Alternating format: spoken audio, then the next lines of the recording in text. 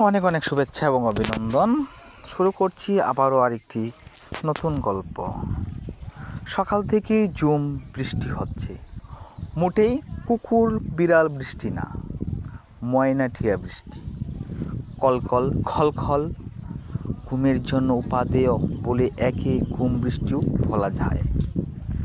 ঝুম ঘুম বৃষ্টির দিকে তাকিয়ে ছোটো করে একটা দীর্ঘশ্বাস ফেললাম। আমি বসে আছি ছাদের উপর, চিলেকোঠার রুমটাতে, হাতে ধোয়া ওঠা কফির মগ। কিন্তু চুমুক দেওয়ার জন্য যতটুকু ইচ্ছা দরকার ততটুকু হাতে নেই বলে চুমুক দেওয়া যাচ্ছে না। বাইরে উতাল পাতাল বৃষ্টি, সব কিছু ভাসিয়ে নিয়ে যাবার পথে ভীষণ অভিশপ্ত যেন। সময়টা দ্বিপ্রহর হলেও চারিদিকে সন্ধ্যা সন্ধ্যা গন্ধ। বাইরে অস্বচ্ছ আলোয় কেমন যেন ঘোর জাগে। চারিদিকে তুলার মতো ভাসে তরল অন্ধকার, ঘন কিন্তু জমাট বাঁধা না। ঠান্ডা বাতাসের স্পর্শে খানিকটা শীত শীত করছে। চিলেকোঠার এই ঘরটাতে হাওয়ার অবাধ যাতায়াত। দেওয়াল জুড়ে বিশাল বিশাল দুটো জানালা। খোলা জানালা দিয়ে মাঝে মাঝে তেমে তেমে বৃষ্টির ছাট আসছে। জানালার ঠিক পাশে বসেছি বলে কিছু অতি উৎসাহী বৃষ্টির ফোঁটা কফি মগে আশ্রয় নিচ্ছে। কফির মগে চুমুক দিলাম। পানি মেশানো কফি খাওয়া কোনো কাজের কথা না। মাথার উপরে টিনের চালে বিকট শব্দে বৃষ্টি আছড়ে পড়েছে, অবিশ্রান্ত অবিরাম। বৃষ্টির শব্দে কানে তালা লেগে যাবার জোগাড়। একটানা বৃষ্টির শব্দ বেশ একঘেয়ে। অথচ চিলেকোঠার এই ছোটো কামরাটি মূল উদ্দেশ্যই ছিল বৃষ্টির শব্দ শোনা। এক কথায় বর্ষা যাপন। বর্ষা আমার খুব প্রিয় ছিল, তাই বলা যাবে না, কিন্তু আইরিনের অসম্ভব পছন্দের। বিয়ের পর আইরিনের প্রচণ্ড বৃষ্টিপ্রিয়তা আমার মধ্যেও ছড়িয়ে পড়েছে। আমাদের যৌথ বর্ষা পালনের উপলক্ষেই চিলেকোঠার এই অংশটুকু। এখানে আইরিন আর আমার স্বেচ্ছা বৃষ্টিবন্দী হওয়া। ঘরের অর্ধেকটা জুড়ে জানালা, হাত বাড়ালেই যেন বৃষ্টির জলে হাত ভেজানো যায়। টিনের চালে বৃষ্টির শব্দ যেন অলস দুপুরের রিকশার টুংটাংয়ের মতো বাজতে থাকে। একপাশে একটা বিছানা, একটা চেয়ার আর একটা টেবিল ঘরের আসবাবপত্র বলতে এড়াই। টেবিল রাখতে অবশ্য আইরিন উসকুস করেছিল। কখনো কখনো লিখতে বসবো বলে এক কোণায় ফেলে রেখেছি, যদিও লেখা আর হয় না। বৃষ্টির বেগ বাড়ছেই। এভাবে বাড়তে থাকলে সন্ধ্যা নাগাদ অর্ধেক ঢাকা পানির নিচে চলে যাবে, আর আমার টিনের ছাল ফুটো হয়ে যাবে বোধ হয়। যেভাবে তীরের মতো হামলে পড়েছে বৃষ্টির ফোঁটাগুলো, চাল ফুটো হয়ে যাওয়া মোটেই অস্বাভাবিক না। আকাশ থেকে কেউ যেন মেশিন গান দিয়ে গুলি করছে একটানা। চারিদিকে অন্ধকারটা আরও চেপে এসেছে। আমাকে, আমার চিলেকোঠাকে, আমার পৃথিবীটাকে গিলে খাবে যেন। অনেকটা বিরক্ত হয়েই মগের সবটুকু কফি গলায় ঢেলে নিলাম। বারবার বিড়ালের মতো চুপ চুপ করতে ইচ্ছা করছে না, বিরক্তিকর। বর্ষা তোমার খুব পছন্দের? ভীষণ। আমাদের চিলেকোঠায় একটা ঘর থাকবে বৃষ্টি চোয়ার জন্য। বিশাল বিশাল জানালা আর উপরে টিনের ছাল। বৃষ্টির শব্দ ঠিক ফুটে না টিনের ছাল ছাড়া। আইরিন হেসে উঠে কিলকিল হাসলে ওকে একটা বাচ্চা মেয়ের মতো লাগে। আমার খুব মায়া হয় তখন। দেয়ালের রঙটা নীল হোক, আচ্ছা, আর দেয়ালটা আকাশ হোক, আমাদের আকাশ। আইরিনের কণ্ঠে স্বপ্নের সযত্ন স্পর্শ।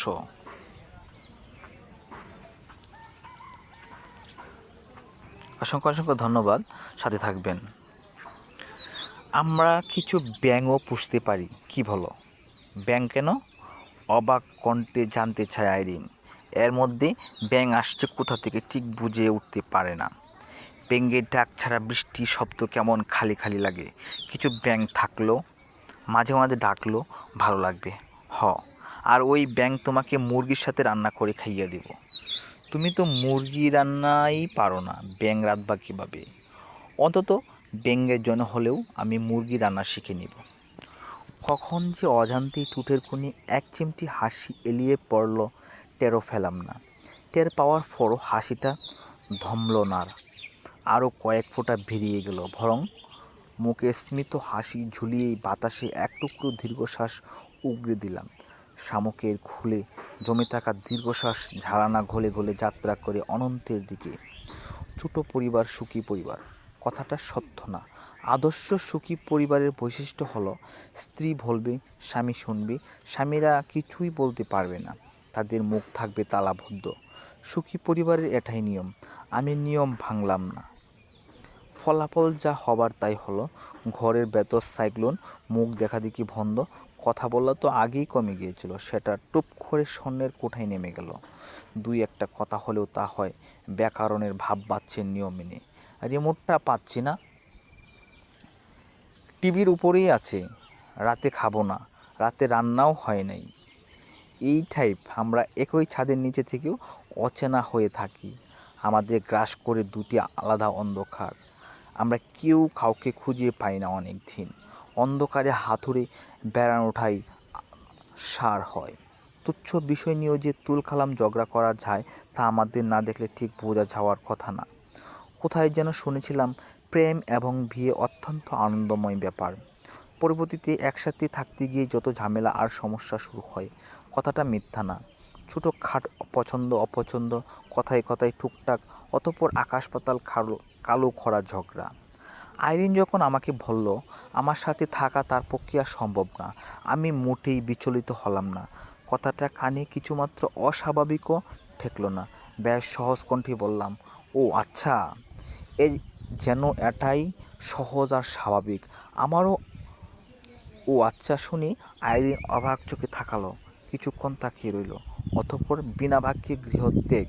আমাদের আর কোনো কথা হলো না। বৃষ্টির কোনো বিরাম নেই, চারিদিকে কালত্ব কমেনি একটুও। দূরের নারিকেল গাছটাও একটু ভীষণ ভিজছে। আমার হঠাৎ নারকেল গাছ হওয়ার লোভ জাগে। বৃষ্টিতে ভেজার জন্য না, ইচ্ছে করলে বৃষ্টিতে ভেজা যায়, কিন্তু ভিজতে ইচ্ছে করছে না। আমার শুধু একটা নারিকেল গাছ হওয়ার লোভ, যার নারিকেল বউ গাছ থাকে ছেড়ে দূরে যায় না, বা চাইলেও যেতে পারে না। এই অন্ধকার চিলেকোঠায় নিজেকে খুব অসহায় অসহায় লাগে। মনে হয় এক ঘাড় নিঃসীম অন্ধকার আমাকে গিলে নিচ্ছে। খুনু নরখাদক অন্ধকার কূপের যেন তলিয়ে যাচ্ছে ক্রমশ। আমার মনে হতে থাকে অনন্তকাল ধরে এখানে বন্দি আমি। এখানে একদিন মৃত্যু আসবে। এই বাড়ির চিলেকোঠায় কেউ একজন মরে আছে, হয়তো কেউ জানতেও পারবে না অনেক দিন।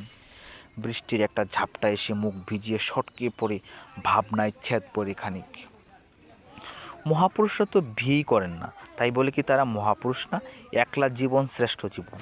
মানুষ দুই প্রকার, জীবিত আর বিবাহিত। এমন সব ভাবনায় আমার মন আর্দ্র হয়ে উঠল। এখন থেকে চশমাটা নিজেকেই খুঁজে নিতে হবে। আর কঠিন কি? চশমাটা একটু দেখে শুনে রাখলেই চলবে। বেশ, কেউ এখন আর খেয়ে নেওয়ার জন্য অযথা তাড়া দেবে না, অযথা কৈফিয়ত না। মনটা বেশ ফুরফুরে হয়ে উঠল। মুখ গোল করে ছোটো একটা শিশু দিলাম, কিন্তু খুব অল্প সময়ের জন্য। আমি আবার নিজেকে বেশ অসহায় হিসাবে আবিষ্কার করলাম। কি যেন নেই, কি যেন ছিল, একটা খালি খালি ভাব এসে আমাকে গ্রাস করলো। এই খালি ভাবটা গেল না, আরও যেন বুকের উপর শিখর মেলতে শুরু করলো। আমি খালি খালি বুকটা নিয়ে দূরে নারকেল গাছগুলোর মাথায় নাড়ানো দেখতে লাগলাম। তপ্ত বৃষ্টি মেঘে, বৃষ্টির শব্দ, বাতাসের শোষো, আধো অন্ধকার, সব মিলিয়ে অপার্থিব এক জগতের চমৎকার আলপনা। আর অতৃপ্ত কোনো আত্মা হয়তো টাই নিয়েছে নারিকেল গাছে। কখন ঘুমিয়ে পড়েছিলাম জানি না। কোনো এক বিচিত্র কারণে ঘুম ভেঙে গেল। পরিচিত আর আপন একটা গন্ধ এসে নাকে টোকা দিচ্ছে। চোখ না খুলে বুঝতে পারি কেউ একজন মাথার পাশে বসে আছে। হালকা নড়ছড়ের গুঞ্জনও কানে আসে। কেমন যেন সুখ ধুক লাগে। এক চিলতে হাসি ফুটে। প্রাণপণে হাসিটা দমিয়ে রাখার চেষ্টা করেও লাভ না হয় না বিশেষ। বুঝি যে মুখটা ঠিকই হাসি হাসি হয়ে আছে। চোখ বন্ধ রেখে মুখ খুললাম। ভৌ, সরি। কোনো সারা শব্দ নেই। তবে কি হ্যালোসিনেশন নাকি? না, তা কেন? নিশ্চিত হওয়ার জন্য আস্তে করে এক চোখ খুলি। আবছা ভাব কেটে গেলে দেখি কেউ একজন আমার দিকে চোখ গরম করে তাকিয়ে আছে। এইভাবে ধরা খেয়ে যাব ভাবিনি। এক চোখ খোলা রেখে আইরিনের হাত ধরি। ঘোরের অপার্থিব পরিবেশ যেন হঠাৎ করে ভীষণ স্নিগ্ধ লাগে। বউ, আমি খুব সরি, আর ঝগড়া করবো না। এখানে এসে শুয়ে আছো দিব্যি, ঘুমিয়েও গেছো? তোমার কথাই ভাবছিলাম, ভাবতে ভাবতে ঘুম, তাই নাকি? হ্যাঁ, গলায় বেশ খানিকটা জোর এনে বলি। তোমাকে মিস করছিলাম খুব। একটা ফোনও তো দাওনি। কয়েক সেকেন্ড কেটে গেল, অন্য চোখটাও খুলে ফেললাম। তুমিও তো ফোন দাওনি। আজব, আমি দিলাম না বলে তুমি কি দিবা না? তুমি না মিস করছিলা, তো ফোন তো দিলা না কেন?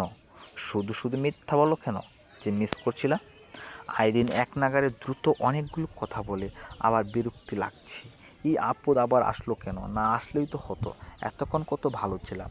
আচ্ছা, ঠিক আছে, মিস করি নাই। এই তো সত্যি কথা বের হয়ে এসেছে। প্রথমে মিথ্যা বললা কেন? ভুল হয়ে গেছে আমার। আমি মহাভারত অশুদ্ধ করে ফেলছি।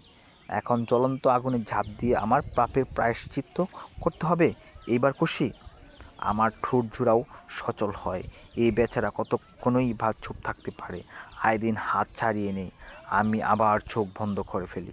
ধরো, প্রথমে সরি বলাটাই ভুল হয়ে গেছে। বিশাল ভুল। নিজের উপরেই রাগ হচ্ছে। তবে বিশাল ভুল করে কেমন একটা